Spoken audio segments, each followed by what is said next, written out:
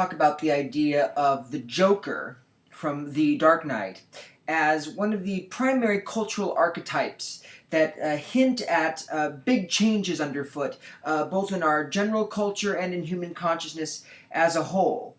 The interesting thing about the pervasiveness of the Joker figure as a cultural vision that you just see still years after the movie, just repeated and repeated. You see it in culture, you see it talked about on the internet, and I even saw it on murals on the street. There's something about the image of the Joker and his particular brand of hysteria that people were latching onto. And maybe it was that after what was a very difficult decade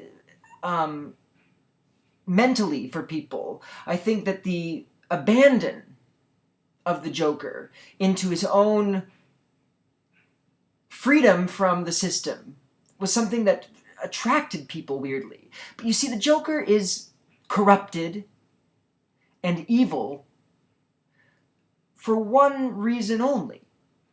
He just has his basic values wrong. The Joker is almost the greatest saint since Francis, you know what I mean? I mean, if he could just switch his basic values such that instead of having a nihilistic attitude toward the people of Gotham and towards his world is something to just simply destroy to prove its worthlessness.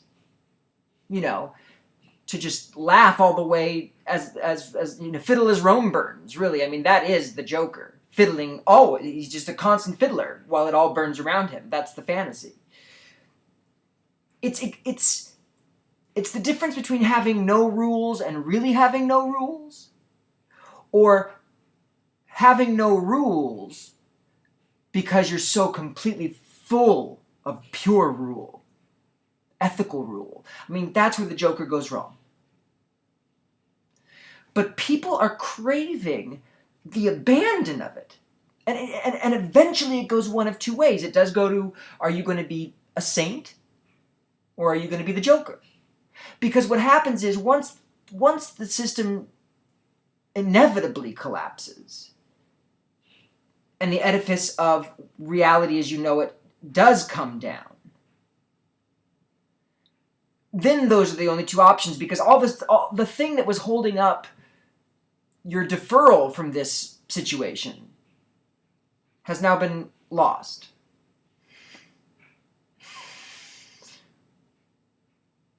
The Joker speaks to us and calls to us as both an invitation, but mostly a warning. An invitation to freedom, yes, but a warning that freedom, if not grounded in rules of the deepest ethical sort, will corrupt and will end up in a nihilistic hysteria.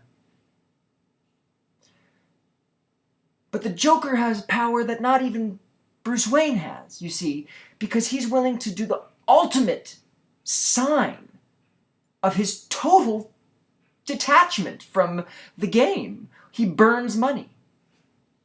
Who among us? He demands half the loot, and then when he gets it, he burns it all in front of them, just to demonstrate his total commitment to his ethical project.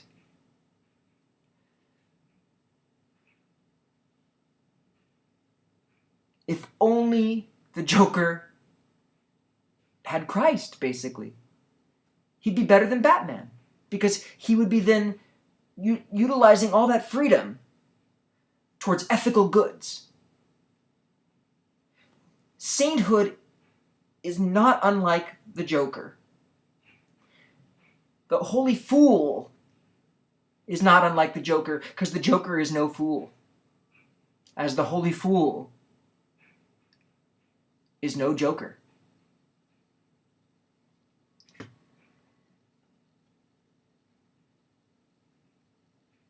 But It ends in madness and selfishness without the ethical grounding. And the constant reminder that it's about you becoming both stronger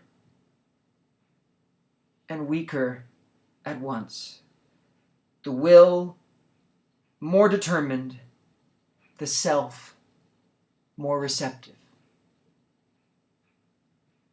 And then just let freedom go.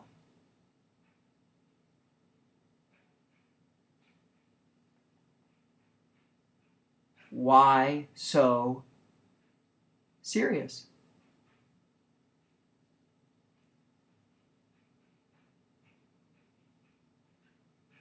Don't be like this guy.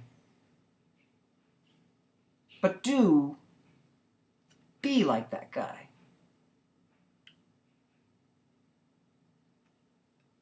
Or how he should be. Which is like the Joker and Batman together.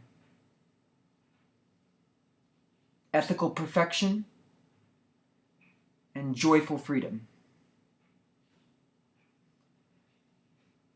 Why so serious?